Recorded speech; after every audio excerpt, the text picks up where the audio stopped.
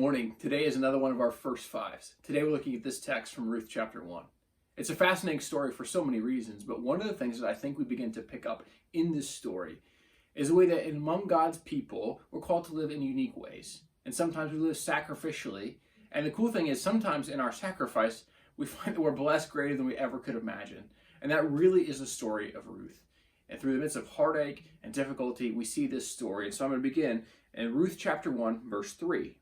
Now Elimelech, Naomi's husband, died, and she was left with her two sons. They married Moabite women, one named Orpah and the other Ruth.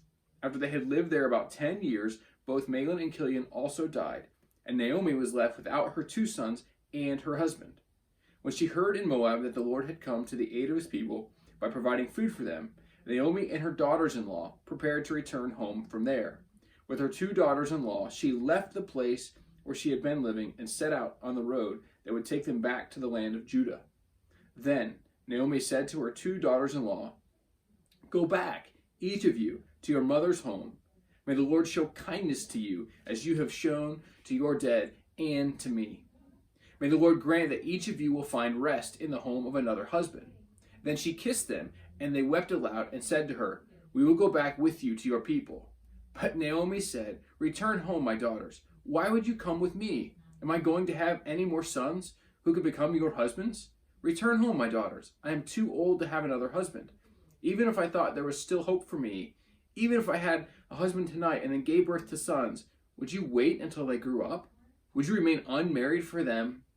No, my daughters. It is more bitter for me than for you, because the Lord's hand has gone out against me." At this, they wept again. Then Orpah kissed her mother-in-law goodbye, but Ruth clung to her. "Look," said Naomi, "your sister-in-law is going back to her people and her gods. Go back with her." But Ruth replied, these are the words we should listen to. "Don't urge me to leave you or to turn back from you. Where you go, I will go, and where you stay, I will stay. Your people will be my people, and your God, my God. Where you die, I will die, and there I will be buried. May the Lord deal with me, be it ever so severely, if anything but death separates you and me." When Naomi realized that Ruth was determined to go with her, she stopped urging her. So the two women went on until they came to Bethlehem. And so this story goes on, and we know Ruth eventually meets Boaz, and she becomes his wife. And she's blessed, and Naomi's taken care of, and it's really a cool story of redemption, of how what seemed to be these broken lives are redeemed. Now, we know they still grieved, and they still had loss, and it was still difficult, and so I think sometimes we try to miss the part of the bad stuff in our lives and the difficult stuff, and we dismiss it for the good. And it's not that we shouldn't celebrate the good, but it's okay to remember the bad in the midst of it. But the part of the story I want us to think about today is this. Ruth didn't have to stay with Naomi.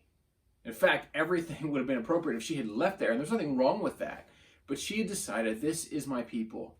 This is my family. These ones I'm committed to. And I think the church is meant to be like that. We're meant to say, these are my people, and I'm committed to them. And so we're to build relationships with one another. And that's what it looks like to be the unique people of God. And so what might happen if you and I built relationships with one another in such a way that we really were the unique people of God? And that's my challenge for you today. Will you lean in? Will you commit to a local church? Will you make that local church your home? Unless God literally calls you, and God doesn't often call us out of the space in which we are. But if he does, then go. But otherwise, lean in, engage, be connected, be committed.